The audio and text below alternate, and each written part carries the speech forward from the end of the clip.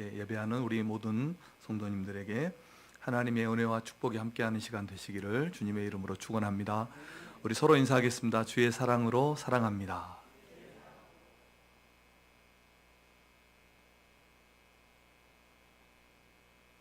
낙타가 주인의 텐트를 차지하는 방법이 있습니다. 낙타와 주인이 사막을 여행하는 중에 이제 밖에서 야영을 하게 되었는데, 주인이 텐트 안으로 들어가고 난 다음에 낙타가 밖이 너무 추운 거예요. 그래서 그 텐트 속으로 코끝을 들이밀면서 주인에게 이렇게 말합니다. 주인님, 너무 추워요. 코만이라도 텐트 속에 넣어두면 안 되겠어요? 이렇게 물어보니까 주인이 그것은 내가 허용해 주지, 이렇게 하면서 허용해 주었어요. 그런데 텐트 안에 그 따뜻한 공기를 마시니까 밖에 있는 몸이 더 춥게 느껴지는 거예요. 그래서 주인에게 다시 부탁을 했어요. 머리까지는 괜찮겠죠? 머리를 들이민 거예요. 그러니까 머리까지도 허용해주고, 그 다음에 앞발도 들어갔어요.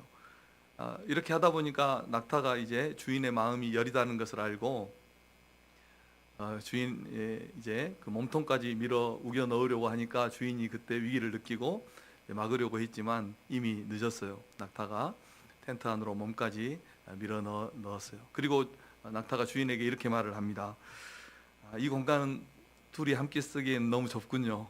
둘 중에 하나는 나가야 되는데 몸집이 작은 당신이 나가야 될 것 같습니다 하면서 몸으로 밀어내버렸다고 합니다.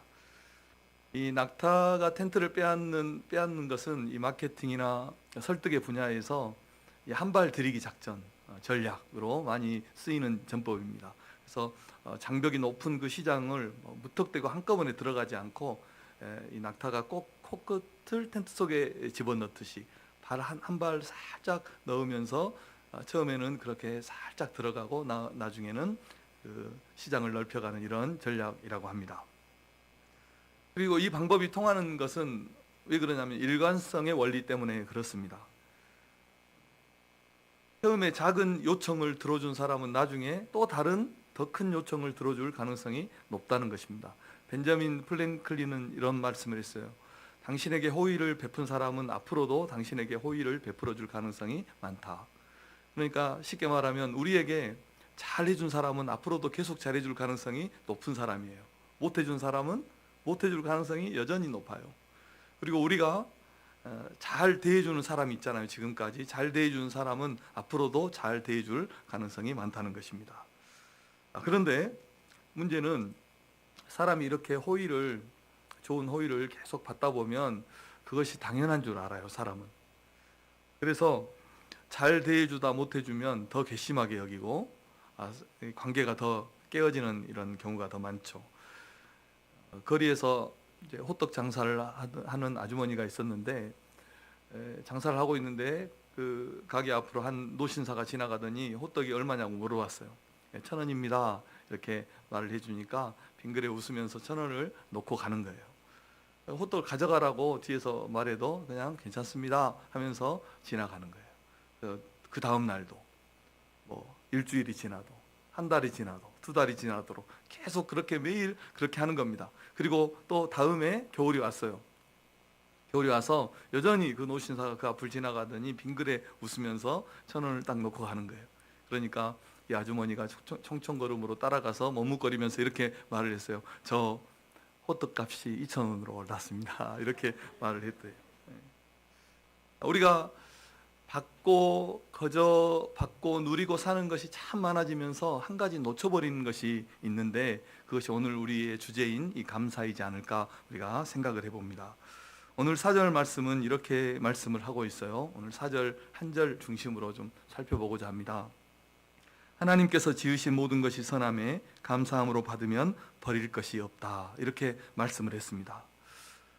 우리는 이 말씀을 참 멋지다 이렇게 생각이 될 수 있지만, 정말 감사함으로 받으면 버릴 것이 없을까, 이런 의문도 가져볼 수 있다는 것입니다.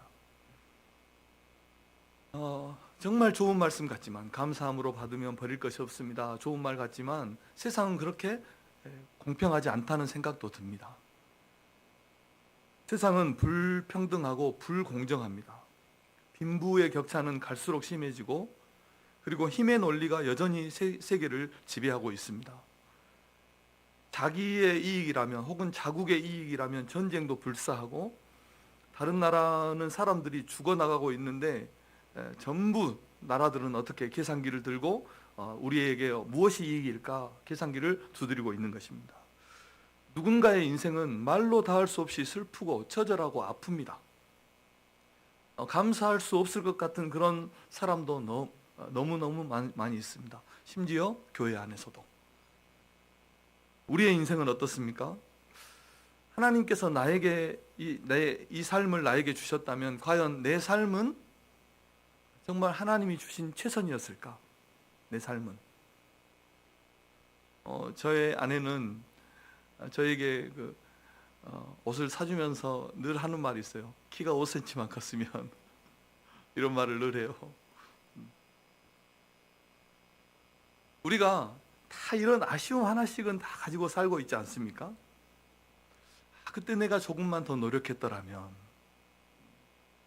내가 이렇게 태어나지 않았더라면, 우리 가정이 이랬더라면, 내가 눈이 조금만 예뻤더라면, 이런 생각들, 그때 내가 이런 선택을 했더라면, 이런 만남이, 내가 이 만남을 갖지 않았더라면, 이런 아쉬움, 안타까움이 우리의 삶에는 다 존재합니다.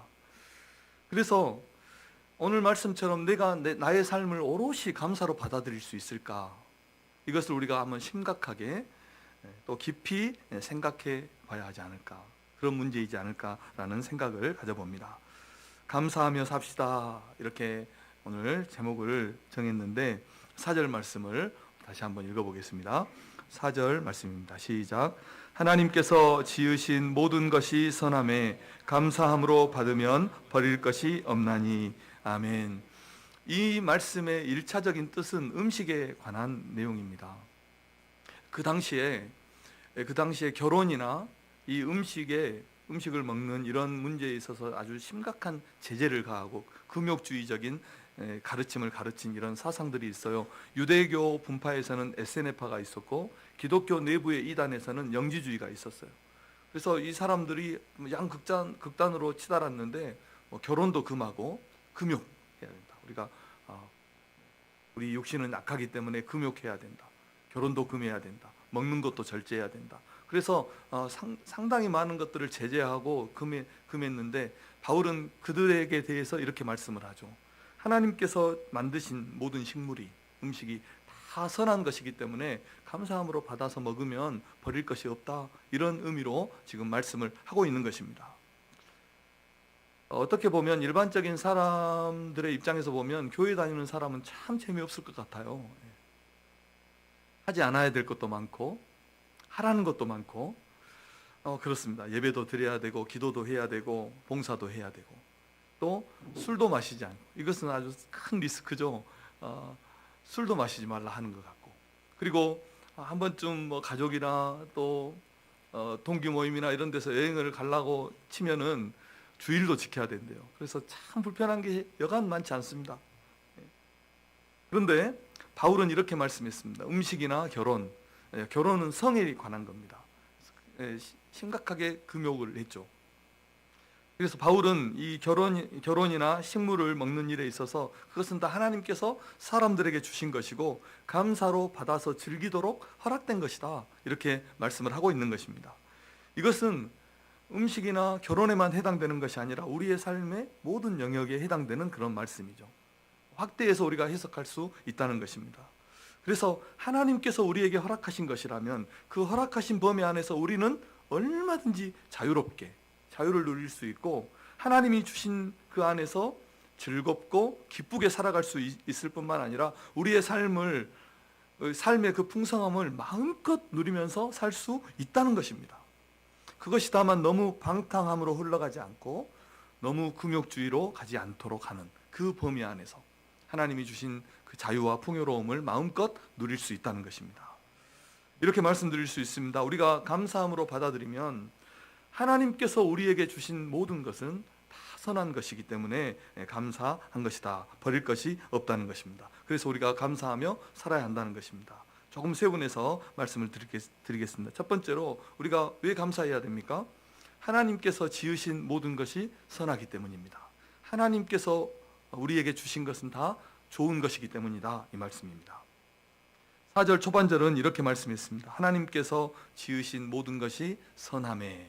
이렇게 하나님께서 지으신 모든 것이 선하매. 선하다는 것은 단순하게 좋다는 뜻입니다. 하나님께서 지으신 것이 좋은 것이다, 이런 뜻입니다. 그리고 방금 전에도 말씀드렸듯이 이 좋다는 것은 꼭 음식이나 이런 것에 한정되어 있는 것이 아니라 우리의 모든 것에 확대해서 해석할 수 있다는 것입니다. 그래서 하나님께서 우리에게 허락하신 것이라면, 하나님께서 우리에게 주신 것이라면 그것은 좋은 것이다, 이런 뜻이 되는 것입니다. 우리가 이렇게 너무 큰 메시지를 받으면 좀 광범위하죠. 이 메시지는 광범위합니다. 또 추상적입니다. 이런 큰 메시지를 받으면 헷갈려요. 이해하기가 쉽지 않아요. 어떻게 우리의 삶에 적용이 될까, 이런 것들을 참 고민해요. 저도 한 주간 내내 고민했습니다. 언뜻 생각하면 어떻게 나에게 주어진 삶, 내게 일어난 그 모든 삶의 일들이 감사한 일이 될 수 있을까, 이런 의문을 우리가 던져볼 수 있는 겁니다. 참 받아들이기 어려운 것입니다. 세상에 몇 사람 혹은 1% 정도는 그렇게 생각할 수도 있지 않을까. 그런데 우리 모두는 그렇게 생각할 수 없지 않을까, 이런 우리가 마음을 가져볼 수 있습니다. 목사님이 그렇게 말씀해요. 목사님은 그렇게 보여도 목사님이 내 인생의 이야기를 한번 들어보면 그렇게 말할 수 없을 것입니다. 이렇게 말할 수 있는 사람이 얼마나 많을까요? 우리 중에도. 그리고 실제로 그런 인생의 이야기를 들으면 그 앞에서 그래도 감사하십시오, 이렇게 말하기가 어려운 것이 사람의 마음입니다. 그런데 하나님께서 우리에게 주신 것이 모든 것이 좋은 것이다 라는 그런 의미는 우리가 좀 더 그래서 크게 넓은 의미로, 광의적인 의미로 생각해 보면 세 가지 측면에서 그렇게 말씀을 드릴 수 있습니다. 성경을 통해서 보면, 첫째는 창조에 있어서 하나님은 선하십니다. 하나님께서 세상을 창조하실 때 7일 동안 세상을 창조하셨는데 7일째는 쉬었고 6일 동안 세상을 창조하실 때 먼저 사람이 살 수 있는 환경을 만드시고 그 사람이 살아갈 수 있는 필요한 것들을 다 만드시고 나서 맨 마지막에 사람을 지으시고 그곳에 살도록 했습니다. 그래서 창조에 있어서 하나님은 우리 사람이 살아갈 수 있는 최적의 환경을 만드시고 필요한 것들을 만들어 놓으시고 나서 다 준비해 놓고 나서 사람이 그 창조 세계에서 살 수 있도록 맨 마지막에 사람을 창조하셨다는 것입니다. 그래서 창조에 있어서 하나님은 인간에게 선하시죠. 좋은 것을 주셨다는 것입니다. 그리고 두 번째로는 섭리와 보존에 있어서 하나님은 선하십니다. 세상을 창조하신 하나님께서 그 세상을 버려두지 않고 보존하시고 섭리하신다는 거예요. 보존과 섭리는 비슷한 말입니다. 그래서 우리가 느끼든지 느끼지 못하든지 깨닫든지 알지 못하든지 하나님은 이 세상을 만드시기 전부터 나를 아셨고 우리의 삶의 모든 순간에 우리의 모든 삶을 주관하시고 인도하신 것입니다. 사도행전 17장의 말씀처럼 우리는 그 하나님을 힘입어서 살고 움직이고 존재하고 있는 거예요. 하나님은 우리의 호흡까지도 주장하시고 우리가 앉는 것과 일어나는 것, 들어가고 나가는 것을 알고 계시고 누가복음 12장 말씀처럼 심지어 우리에게는 머리털까지도 세신 바가 되었다고 말씀하는 것입니다. 우리는 지금 이 순간도 그 하나님의 은혜 때문에 살고 있다는 것입니다. 그래서 섭리하고 보존하심에 있어서 하나님은 선하십니다. 그리고 마지막으로 하나님은 우리를 구원하심에 있어서 선하십니다. 창조하고 섭리하고 보존하는 것을 제가 간략하게 지나갔지만 또 엄청난 메시지입니다. 엄청난 메시지, 우리가 참 받아들이기 어려울 정도로 큰 메시지입니다. 그런데 그것은 고사하고 하나님께서 우리를 구원하시기 위해서 하신 일을 보면 그 일 하나로만도 하나님의 선하심이, 우리를 향한 그 하나님의 좋으심이 어떠한가를 가장 잘 보여줍니다. 하나님이 우리를 구원하시기 위해서 하신 일, 하나님은 우리를 위해서 그 독생자 외아들을 이 세상에 보내셔서 우리 죄를 위해서 죽게 하시고 우리를 구원하신 것입니다. 하나님은 우리를 구원하시기 위해서 1000년을 하루같이 참았어요. 1000년을 하루처럼. 생각하시고 참으시고 세상 만물의 중심이 바로 우리예요.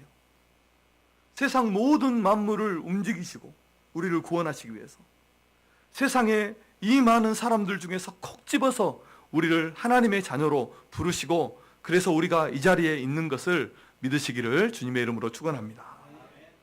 왜냐하면 하나님이 우리를 사랑하시기 때문입니다. 사랑하시기 때문이에요. 이런 이유 때문에 우리 각자가 다 다른 삶을 살고 다른 인생을 살았지만 우리를 향하신 하나님의 선하심은 결코 다함이 없다. 우리를 향하신 하나님의 선하심은 결코 다함이 없다. 찬양의 가사처럼 지금도 우리는 그 사랑을 받고 있다는 것, 우리 성도님들이 꼭 기억하시기를 바랍니다. 하나님이 그래서 우리에게 주신 것은 그것이 무엇이든지 다 선하고 아름다운 것이다 하는 것입니다. 그리고 두 번째로 왜 우리가 감사하며 살아야 됩니까? 그것은 감사함으로 받으면 버릴 것이 없기 때문입니다. 하나님이 우리에게 주신 것은 다 좋은 것이다. 그래서 우리가 그 하나님이 주신 것을 감사함으로 받아들이면 버릴 것이 없다는 것입니다. 우리의 몸을 한번 생각해 보십시오. 외모로 평가하면 뭐 이런니 저런니 여러 가지 말들을 우리가 할 수 있겠죠. 우리의 몸을 보면. 그런데 우리의 몸은 그 자체로 어느 것 하나 소중하지 않은 것이 하나도 없습니다. 작은 부분 하나만 잘못되어도 큰일 나는 겁니다. 큰일 나는 겁니다. 우리 속에 있는 것 중에서 작은 것 하나라도 어긋나 보세요. 그러면 심각합니다. 심각합니다. 하나님은 우리를 완전한 생명, 하나의 생명체로, 완전한 하나의 생명으로 우리를 지으신 것입니다.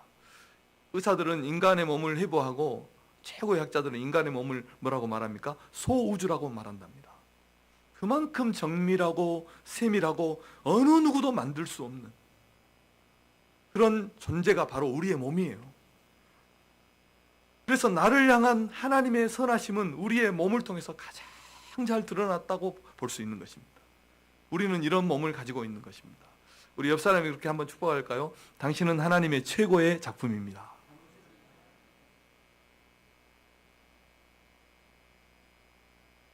이렇게 축복할 때는 서로 웃으면서 말씀해 주세요. 예. 인상 팍 쓰고 하지 마시고.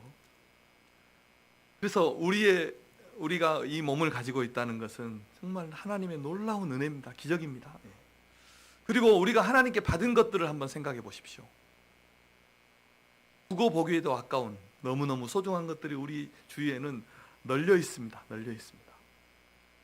사랑하는 가족들, 부부, 자녀, 형제들, 성도들, 교우들, 이웃들, 우리가 살아가는 살면서 우리가 가지고 있는 가정, 교회, 사업과 직장, 지역과 나라, 또 평화, 먹을 것과 마실 것, 이 풍요로움, 어느 것 하나 우리에게 과분하지 않은 것이 있습니까? 얼마나 소중한 것들을 하나님이 우리에게 주셨습니까? 일본의 그 작가인 다하라 요네코라는 자매가 있어요. 아주 오래된 사람인데 제가 전에도 한번 소개한 적이 있었던 것 같습니다. 이분이 어머니가 죽고 나서 열차에 자기 몸을 던져버려요. 이제 나중에 너무 우울하고 또 삶을 살아갈 이유를 고등학생 때. 그래서 두 다리를 잃고 왼쪽 팔을 잃고 오른쪽 팔 하나 남았고 손가락 두 개가 절단되어서 이제 그렇게 살아가요. 이제 병원에 있어요. 살아가지고 병원에 있는데 한 신학생이 와서 기도해주고 전도해요. 나중에 이 신학생이 또 청혼해가지고 결혼하고 세계를 다니면서 복음을 전하는 그런 부부가 되었다고 합니다. 그런데 거기에 이제 그 책의 내용에 보면 아주 유명한 하나의 일화가 있어요. 저녁에 자녀와 남편을 위해서 이제 식탁을 준비하면서 감자를 깎는 이야기가 나와요. 감자를 깎으면서 손이 하나밖에 없고 손가락도 3개밖에 없으니까 감자 깎는 게 어려운 거예요. 그 감자를 깎으면서 하나님 앞에 기도했던 일화는 아주 유명한 일화입니다. 찾아보세요. 그것은 내용은 아주 하나님 앞에 기도한 내용이 정말 감동이 되는 그런 내용이 있어요. 그런데 이분이 쓴 책이 이 책이라는 겁니다. 산다는 것이 황홀하다, 이런 책입니다. 사는 것은 황홀한 일입니다. 너무 많은 은혜와 사랑을 받는 일입니다. 또 우리가 살면서 하나님 앞에 감사하면서 살아야 하는 것입니다. 그리고 우리의 삶에서 지워버리고 싶은 그런 일이 있다 하더라도 하나님은 이 모든 일을 다 손으로 바꾸시기 때문에 우리는 감사해야 하는 것입니다. 로마서 8장 28절 말씀입니다. 함께 읽겠습니다. 시작. 우리가 알거니와 하나님을 사랑하는 자 곧 그의 뜻대로 부르심을 입은 자들에게는 모든 것이 합력하여 선을 이루느니라. 아멘. 하나님께서 합력해서 선을 이루기 때문에, 이 말씀은 제가 해석하지 않아도 합력해서 선을 이루기 때문에 우리의 삶에서 지워버리고 싶은, 삭제해버리고 싶은 그런 삶의 여정이 있었다 하더라도 하나님은 그것을 선으로 바꾸시기 때문에 우리가 하나님 앞에 감사해야 된다는 것입니다. 하나님은 우리를 구원으로 인도하시는 것입니다. 그래서 우리가 이 자리에 있다는 것입니다. 사랑하는 성도 여러분, 우리의 삶은 말로 다 할 수 없는 하나님의 은혜임을 믿으시기를 바랍니다. 저는 이 세상에서 가장 낮고 천한 자입니다. 그런 가정에서 또 그런 삶을 살았습니다. 그런데 하나님께서 저 같은 자에게 가장 귀한 일을 맡기셔서 이렇게 복음을 전하고 말씀을 전하는 사역을 맡겨주셨다고 믿고 이 사역을 감당하고 있습니다. 너무 좋은 성도들을 만나서 평안하게 목회하고 있습니다. 다른 부족한 것들이 왜 없겠습니까? 삶을 살아가면서 그것은 다 제 몫이라 생각하고 제 부족함이라 생각하고 그렇게 하나님 앞에 고백하면서 제가 목회하고 있습니다. 얼마 전에 세미나에서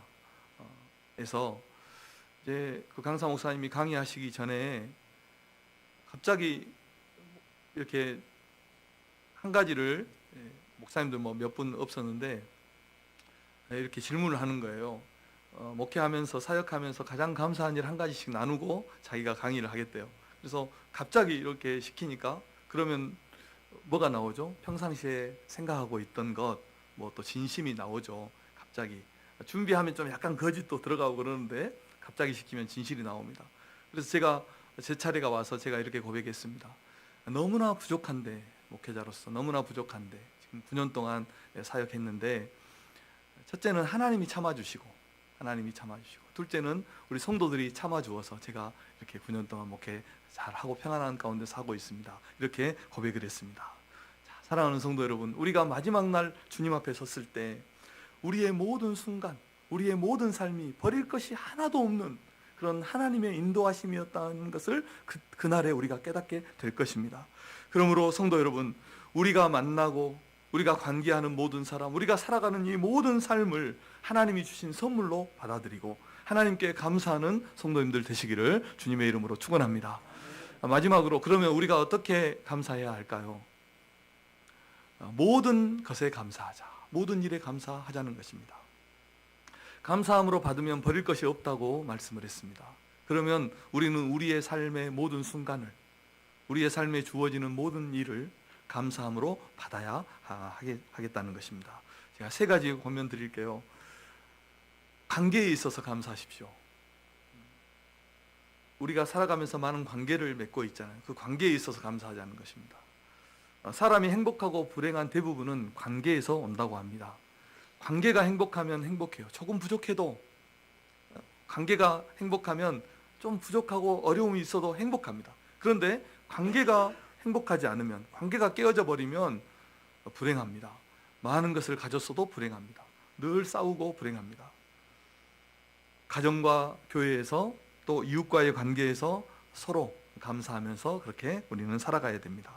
부부도 하나님께서 내게 허락하신 인생의 반려자, 배우자, 하나님께서 짝지어 주신 가장 아름다운 관계, 이렇게 우리가 생각하고 감사히 여기고 서로 귀하게 여기고 사랑하고 그렇게 살아간다면 행복한 것입니다. 내가 어쩌다 이 인간을 만나서 이렇게 생각하면 안 된다는 겁니다. 잠언 21장 9절은 이런 말씀이 있습니다. 다투는 여인과 함께 큰 집에서 사는 것보다 움막에서 사는 것이 나으니라. 김창옥 교수가 그런 말 하죠. 남편들이 왜 나는 자연인이다 이것을 즐겨보는지 아느냐고 그렇게 열변을 토하면서 강의를 하더라고요. 관계가 행복해야 우리의 삶은 행복한 겁니다. 그래서 모든 관계를 감사하십시오. 자녀도, 자녀가 조금 속상하게 해도 어떻게 곁에 있어줘서 감사하다. 네, 감사하다. 살아만 있어도 감사하지 않습니까? 우리가 얼마나 큰 일들이 많이 일어났습니까? 살아만 있어도 감사한 겁니다. 나를 위해서 기도해 주는 성도가 있고 목회자가 있어서 감사한 겁니다. 든든한 형제가 있고 또 성도들이 있어서 얼마나 감사합니까? 감사하면서 살아도 부족합니다. 관계에 있어서 감사하시고, 두 번째로는 주어진 삶에 감사하십시오. 우리에게 주어진 삶. 삶은 아프고 수고롭고 힘이 듭니다. 슬픈 일도 많고 어려운 일도 정말 많습니다. 그런데 왜 사람들은 그렇게 처절하게 살면서도 이 삶을 살아갈까요? 그만큼 소중하기 때문입니다. 단 한 번뿐인 우리의 인생입니다. 다시는 오지 않을 우리의 삶입니다. 이 삶을 우리가 어떻게 살아야 됩니까? 감사하면서 살아가야 할 줄로 믿습니다. 그리고 마지막으로 믿음으로 살게 하심에 감사하십시오. 우리 인생은 반드시 죽습니다. 아무리 많은 것을 쌓아두어도, 아무리 좋은 것을 먹고 마시고 누려도 반드시 죽습니다. 그리고 하늘과 땅을 창조하신 그 하나님 앞에, 우리 인생의 주인 앞에 서게 될 날이 오는 것입니다. 그때 우리가 믿음으로 살았던 것이 우리 인생의 가장 좋은 선물이었다는 것을, 우리가 무엇을 선택할 수 있다면 가장 좋은 선택이었다는 것을 우리가 그날에 알게 될 것입니다. 주님 앞에 서는 그날에 모든 일, 모든 것을 감사함으로 받아들여서 복된 삶을, 행복한 삶을 살아가시기를 축복합니다. 매일 매 순간을 감사로 받아들여서 하나님께 영광을 돌려드리는 우리 성도님들 되시기를 주님의 이름으로 축복합니다. 자, 말씀의 결론입니다. 감사하며 삽시다. 옆 사람이 그렇게 한번 축복하겠습니다. 감사하며 삽시다.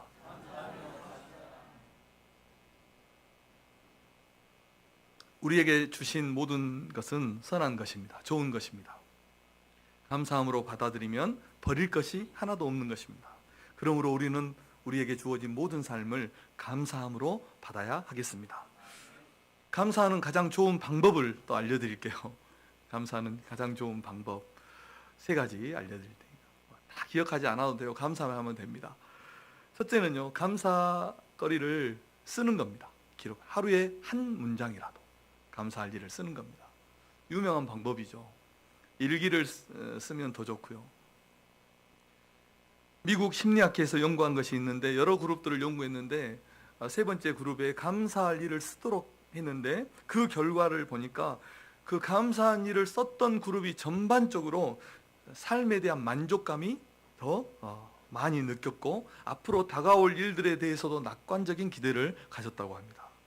또 뇌과학자들이 300명의 대학생들을, 성인 대학생들을 조사했는데, 여러 집단으로 나누어서 3주 동안 매주 감사할 사람들에게 감사 편지를 쓰도록 한 그 그룹이, 그 결과를 보니까 월등히 정신의 건강 상태가 양호했다고 합니다.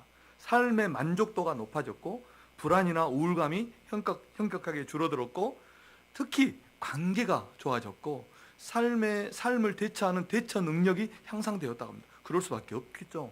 다른 사람이 감사하고 그러면 관계가 당연히 좋아지고 삶을 대하는 자세가 달라지는 것입니다.